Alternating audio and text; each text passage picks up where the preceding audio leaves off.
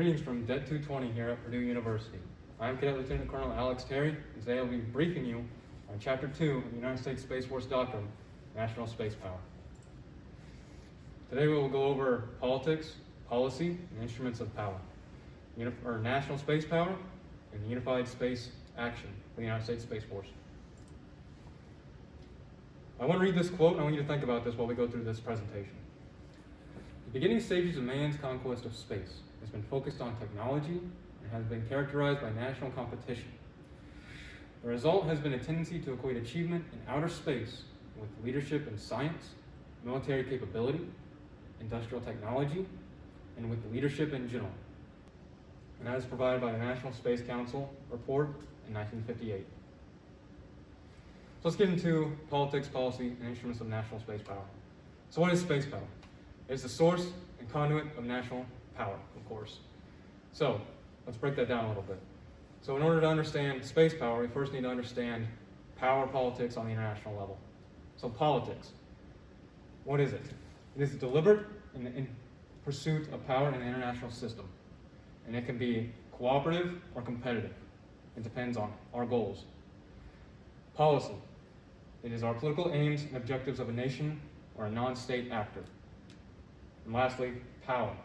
It enables influence and control over events, outcomes, and other actors. And it is our ability to achieve our strategic objectives.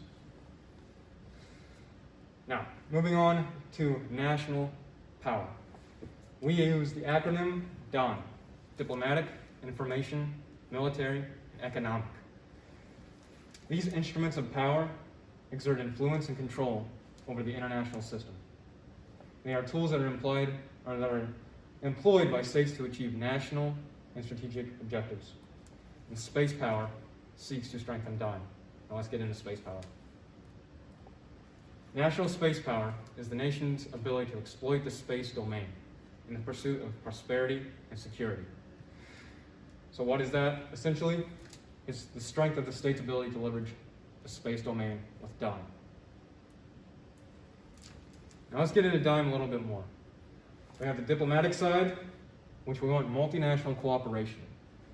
And we also want to explore space diplomatically. We do not want to control space for ourselves. It's multinational. Then we come to the military. We have global deterrence with our military space power.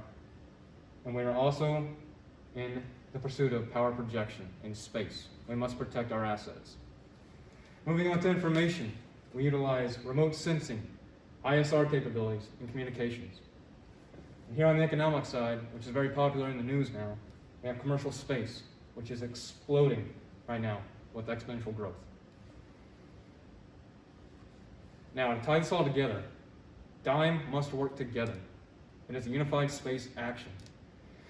We must have unity among civil, commercial, national, Department of Defense, intelligence, and military actors to ensure coherent national space power is achieved.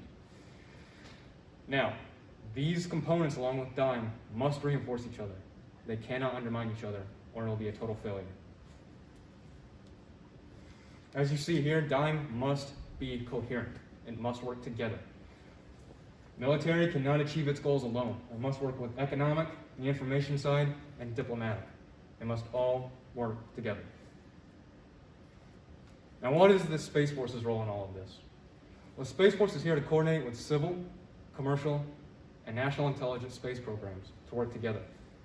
We are the central figure of this operation. We must organize everything and disseminate the information. The Space Force is also here to preserve and advance all elements of national space power. And lastly, but not least, we are here to lead and establish and reinforce the standards and norms and behaviors of the space domain. We are on the forefront of this frontier, and we must take responsibility in achieving our aims and protecting space for everyone.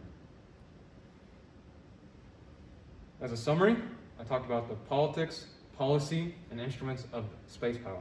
And we got into our national space power, and finally, why we must all work together in the unified space action.